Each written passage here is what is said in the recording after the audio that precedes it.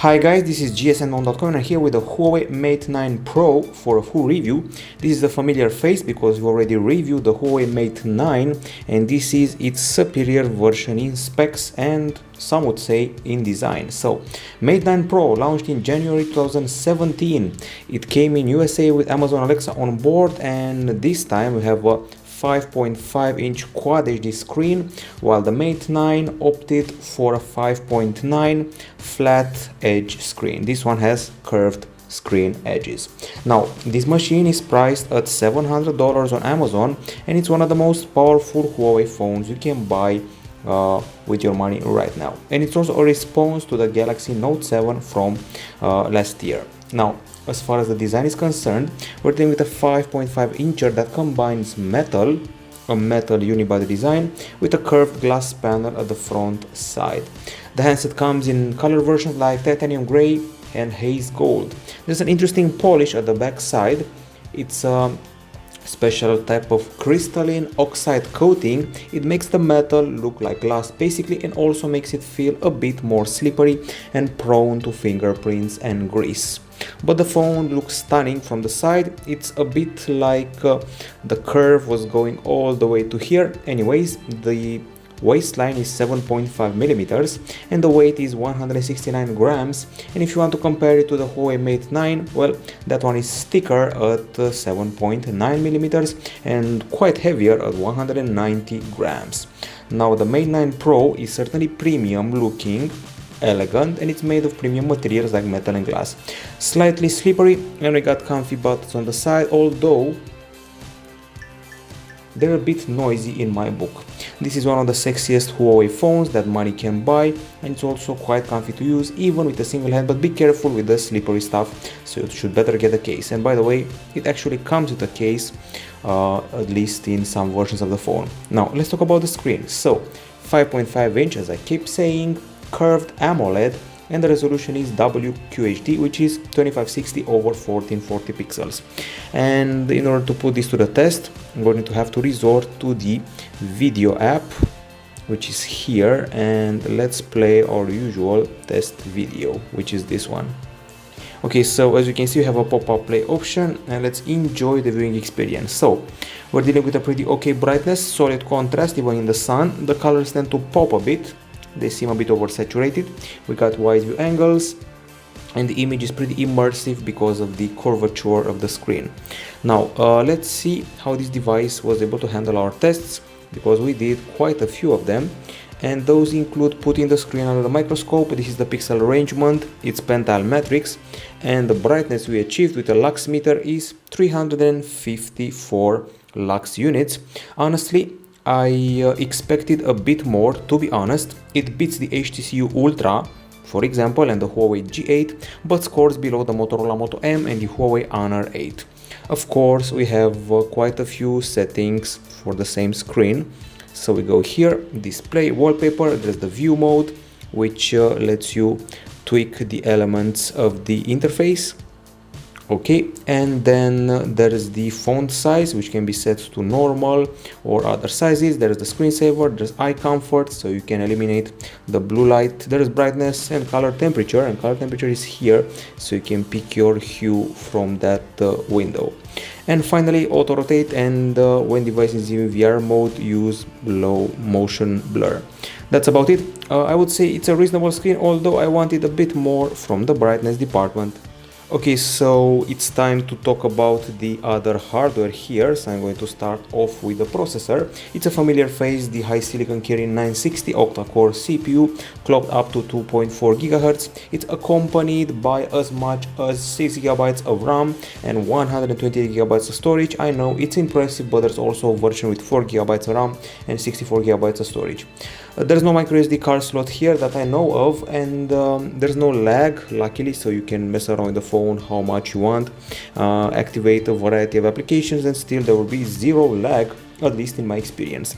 We also played some games like the brand new War Wings, which was quite fun, and the already classical benchmark game we always do, Riptide GP Renegade.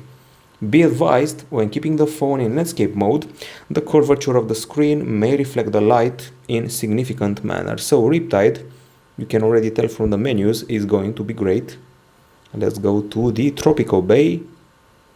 Okay, and let's check out what the frame rate is, what's happening with the lighting, shadows and textures. So far so good. Nice looking water. The gaming checks out. Responsive controls, good frame rate, lights and textures. So if you want to do gaming, you'll do it without a problem. Now I want to talk a bit more about the performance, and performance usually means benchmarks. So we also did those, and let's see what results we achieved. First of all, we got quadrant here. In quadrant, we beat the Galaxy S6 Edge Plus and the Google Pixel XL, but scored below the Huawei P10 Plus and the LG G5. We also did the Antutu benchmark with a pretty impressive score in my book. This one beats the Motorola Moto Z and the Sony Xperia XZ and scores below the HTC U Ultra and the Lee Echo Lee Max 2. It places on the 15th spot all time, and that's not bad. And then we also did this Slingshot Extreme test. This is above the Huawei P10 Plus and also the Xperia XA1 from Sony, but below the LG G6 and the Google Pixel XL. I would say good performance for a late 2016 phone that arrived in January this year in some countries. And now it's time to discuss the temperature. And we measured the temperature in two areas. So first of all, when we played the game you saw before, Riptide, 36 degrees Celsius. And when we ran the intensive benchmark GFX bench, 42 degrees Celsius, so a bit of overheating does happen in the benchmarks, but it's not major. Now inside this phone, that is made of metal and glass, rests a 4000 mAh battery, the same capacity we had on the predecessor, the Mate 8 and also the Mate 9. On paper we're promised 2 days of usage, and I'm going to put that to the test, or better said, I've already put that to the test, and let's see how much time we achieved here. So first of all, we achieved a continuous video playback time of 10 hours 38 minutes, which is quite good. It beats the Sony Xperia XA1 Ultra, Huawei P9 Plus, but scores below the iPhone 6 and the Sony Xperia X Compact.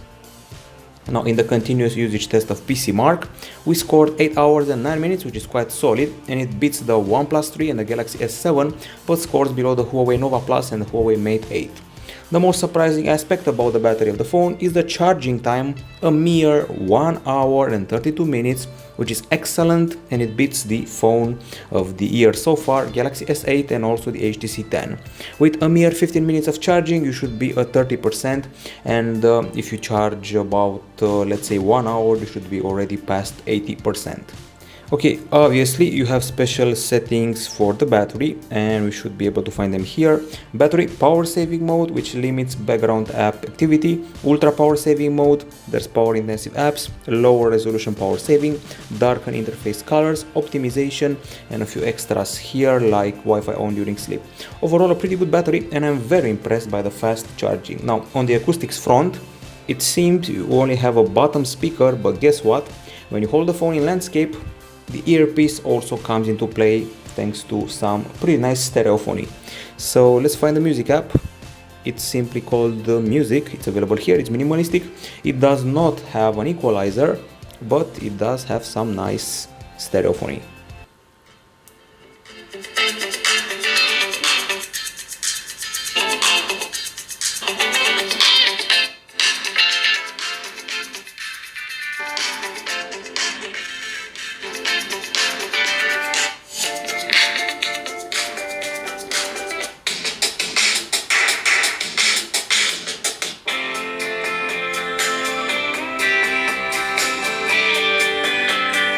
Okay, conclusions. The stereo effects works very nice. I love the voice in the songs, excellent bass, no distortion, no vibration, good bass and high, so everything is solid, and there's also a DTS option here. Now we also did decibel meter tests, and let's see what happened with those. So we took them in steps. Suffice to say 86.2 decibels at the front and bottom side, and we also achieved 75.6 decibels at the front and top side. But the record came when we played the game. What you saw before was the result achieved with an audio sample. This is when we played the game Riptide. 91.6 decibels is what we achieved here. It's superior to the Huawei P10 Plus and the Motorola Moto Z Play, but also below the Huawei P9 Lite 2017. In real life it it actually feels a bit louder than these results, which are smaller and which we mentioned before. Now the headphones, I won't even show them to you, you saw them in unboxing. Typical for Huawei, imitating the Apple AirPods, not very comfy but solid in volume and bass. Now time to talk about the camera. So if you saw our review for the Huawei Mate 9, the Mate 9 Pro has the exact same camera with dual sensor at the back, Leica technology, dual tone flash, there's laser focus, there's a lot of goodies here. So there's a 12 megapixel RGB sensor, 20 megapixel monochrome sensor, optical image stabilization, bokeh effects, and 4K video capture. At the front, a megapixel camera for the selfies with f1.9 aperture. There's no point in talking about the UI, it's the exact same you saw on the P9, on the Mate 9, and very similar to what we got on the P10 with monochrome, beauty, video, HDR, time-lapse, light painting and more. And we also have these options here for the colors, plus these extra manual options to get a proper manually set photo. Now let's go to the gallery and see how the camera behaved. As usual, we have over 300 shots. So I'm going to start off with the whole bokeh thingy. Bear with me because we have so many photos that I have to swift through them. Okay, so here we go. That's the alternation of the focus, making the bear in the background blurry to highlight the duck, and then you can see the alternative here. So the bear is clear here, it's blurry here, and that's what bokeh and playing with the aperture is all about. And you can also press this button and refocus after the shot. So that's what you're using the dual camera for. Now that's only one example that we have here. Now let's go to the daytime capture. Starts like this. I'm very happy with the level of detail we capture. Pretty well calibrated colors, and the selfies were excellent. Loving the skin texture, beard texture, hair texture in general, and even the background, not bad. And also I'm happy with the quantity of light the front camera was able to catch. This is a sample where we put the HDR to work, regular shot, HDR shot, making things a bit whiter. And monochrome in action, catching an excellent amount of light and highlighting the shadows of the image. More shots here, several monuments, and check out the level of zoom. So we zoomed onto this area of the church, kept zooming, and surprisingly we did not lose details. Everything is crisp here, and I have to go back to the selfies a bit and tell you that it feels like top 3 2017. I'm loving the colors, and I'm also loving the close-ups achieved with the main camera, with or without focus play. We have a fantastic zoom, great close-ups, and we also did a panorama with a resolution of 10,048 pixels over 20:40, looking fine but also a bit burnt. Loving the texture of the flowers. We also caught a pretty nice sky. That's the panorama I mentioned before, and even more shots of flowers. Excellent texture here, as you can see.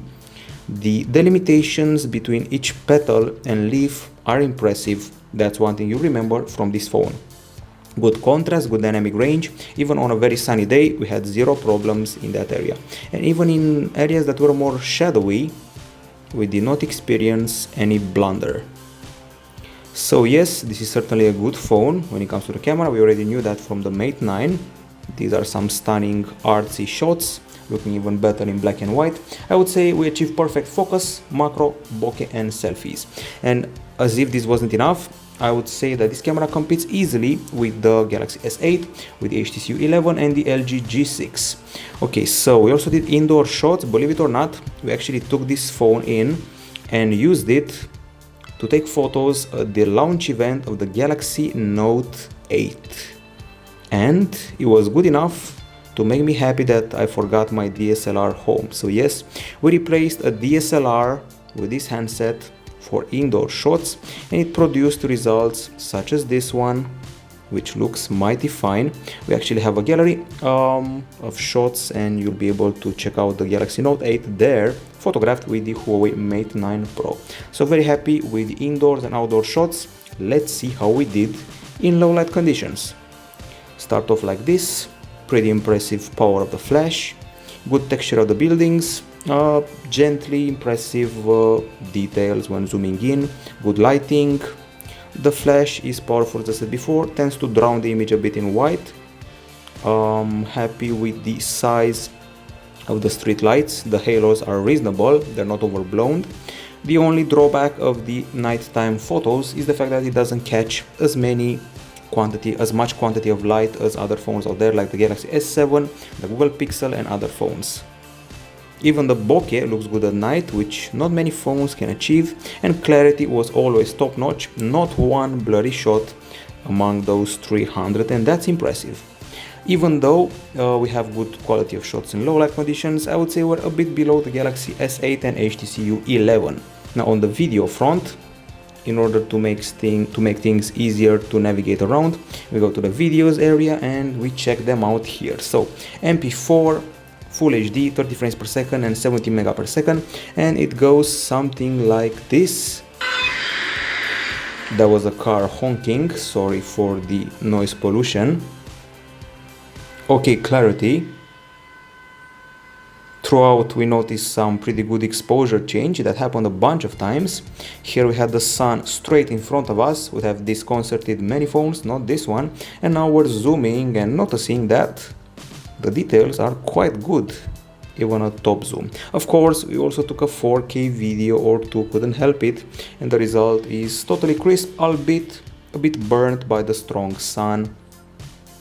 Excellent details, colors, and stabilization is quite good, although every once in a while when filming I noticed that, let's say, curvature effect of the camera. You actually feel the lens moving like this, as if you are on a boat. That's the vibe you're getting when watching the videos on the PC, sometimes only. And another video here, in more shadow this time. We also have a 60 frames per second clip. We also have a 4K vid. This is another one of the 4K vids, and we tested the stabilization, which is not this one, but rather this one. I would say it's okay, not the best in the world. Certainly it's no steady shot, and it's certainly no Galaxy S8, but it's okay for Huawei. Usually Huawei phones don't stabilize that great, don't stabilize that great, so this one is actually better than the average Huawei phone. Okay, so that's it in a nutshell. During the day we also caught a funny video. I feel the need to show it to you. A lady washing her dog in a public fountain. That's just for fun, that's just for kicks. Okay, so that's the daytime video. I would say it's flagship worthy, but below the 2017 flagships. And now during the night, this is the Achilles heel of the phone, sadly. So it's a bit dark. There's a bit of ghosting and blue hue. You zoom in and grain starts to appear. Well, the object tracking is okay, but I was expecting a bit more here. And when you start to move around, there's flicker, there's image vibration, there's too much yellow and blue. So low light video capture, more like forgettable video capture. Now that we're done with the camera, let's see other aspects such as the web browser. It's Chrome here, and let's load up gsno.com. Takes a while. I was actually blown away by the results achieved by Chrome in Velamo and SunSpider. Google must have done some upgrade because the scores were much higher than usual. And for input we have SwiftKey with swipe and a numeric row available here. Now it's time to check out the connectivity. On the connectivity front, we have dual SIM versions of the phone and single SIM versions. There's 4G LTE of the category 12 kind. Let's see what else. So we got GPS, GLONASS, Galileo support, Bluetooth 4.2, Wi-Fi A, B, GNAC. There's a USB Type-C port at the bottom. There's still an audio jack that some companies have ditched. There's NFC here, and also infrared. There's an infrared emitter here at the top. We do not have 4G on the second SIM, and it supports 20 4G bands, just so you know. There's LTE, and the dialer comes with a variety of features like harassment filter and also settings like pocket mode, speed dial, virtual HD call. The calls were quite loud and clear, and we had zero problems in that regard. Now we also did a speed test with the famous test from here, and the results are pretty impressive. We achieved up to 100 Mbps on 4G downloads, 43 Mbps in uploads, and on Wi-Fi 218 over 25, which is download and upload respectively, and it's quite great no matter what your standards are. Now on the OS and UI front, we can basically do a copy paste of what we did on the Huawei Mate 9. It's the same experience, Android 7.0, Emotion UI 5.0, and if you go into the lock screen, there's a different wallpaper every time you check it out. There's also a very useful menu here with shortcuts for the calculator, voice recorder, torch, and so forth. Okay, so you have an app drawer, Usually Huawei did not provide that. Now you can actually select it. We got your multitasking available like this via carousel, and if you're inside an app, you keep it pressed and you can split the screen in two and have your gallery and your browser at the same time, splitting the window. Okay, so that's the multitasking in a nutshell. Drop down portion, very soberly minimalistic, quick settings and notifications available here.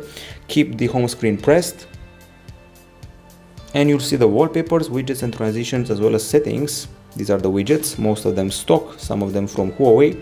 And then you get to the settings where you can find a variety of stuff.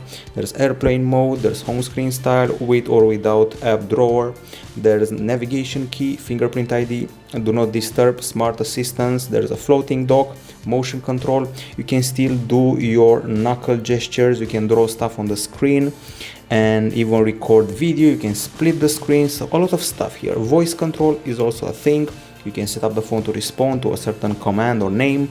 There's touch disable mode, gloves mode, and of course we got the options for the fingerprint scanner, which can be secured with a pin.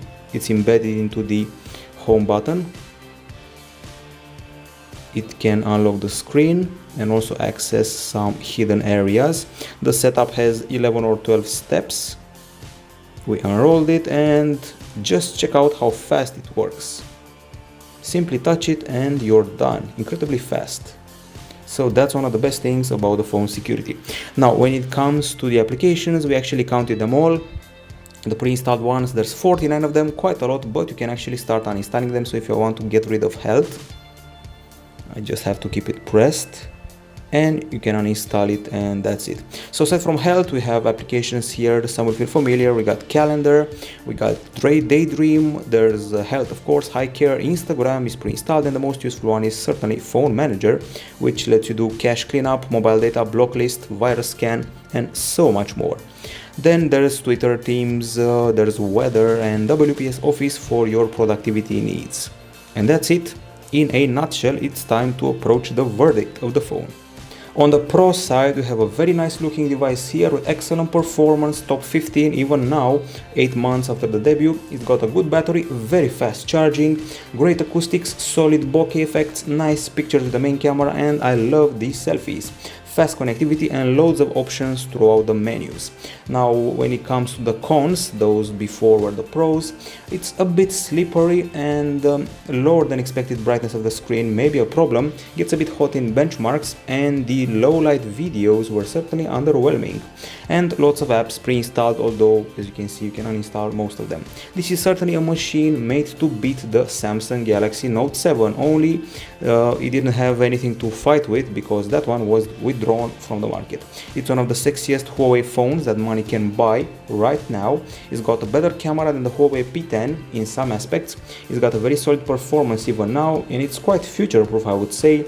And if you want to get a Huawei phone, this is basically the phone to get if you want it to last 2 or 3 years without lag. But you should also get a case so it won't slip. So this is the phone to get right now, but if you wait a bit more, the Mate 10 comes and it should be a bit cheaper. This is it from gsm.com. Bye bye.